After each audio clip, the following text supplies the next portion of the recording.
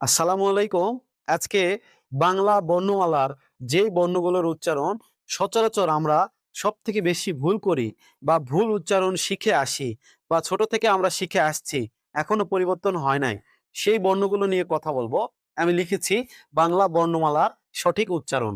তো উচ্চারণগুলো দেখার চেষ্টা করব। আমি ১ম এ লিখেছি ঙ। এই বর্ণটা হচ্ছে ঙ। আমি উচ্চারণও পাশে বাংলা দিয়ে লিখে দিয়েছি। এরপরে জ। এই বর্ণটাকে আমরা কিভাবে উচ্চারণ করব? বর্গের জ অথবা বর্গীয় জ। এরপরে আমি লেখার চেষ্টা করেছি ইয়। এটা হচ্ছে ইয় বর্ণ। তাহলে আমি বাংলা উচ্চারণ পাশে লিখে দিয়েছি। এরপর আমি লিখেছি দন্ত ন। এটাকে আমরা বিভিন্ন নামে চিনি, কিন্তু এই বর্ণটা হচ্ছে দন্ত বর্ণ। যেহেতু দন্ত থেকে উচ্চারিত হয় বা দন্তের মধ্যে ঘর্ষণ সৃষ্টি হয় এই বর্ণটা বলার জন্য, এই জন্য এই বর্ণটার নাম হচ্ছে দন্ত ন। এরপর আমি লিখেছি মূর্ধন্য। এটা হচ্ছে মূর্ধন্য বর্ণ। তো আমরা পরবর্তী কোনো ক্লাসে বা আরো বিপরীত কোনো দিনে আমরা এই বর্ণগুলোর উচ্চারণের স্থান বাকযন্ত্রের কোথায় থেকে উচ্চারিত হয় সেটা সম্পর্কে জ্ঞান অর্জন করার চেষ্টা করব। এরপর আমি লিখেছি দন্ত স। তারপরে আমি লিখেছি তালব্য স। এরপরে আমি লিখেছি, এটা আমরা বিভিন্ন নামে বলে থাকি, প্যাট কাটা মূর্ধন্য স।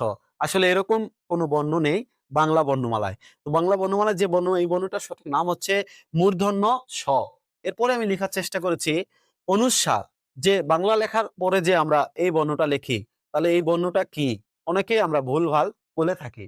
আসলে এই বর্ণটার উচ্চারণ হবে অনুস্বার। তারপরে আমি লিখেছি বিসর্গ। এই বর্ণটার উচ্চারণ হবে বিসর্গ।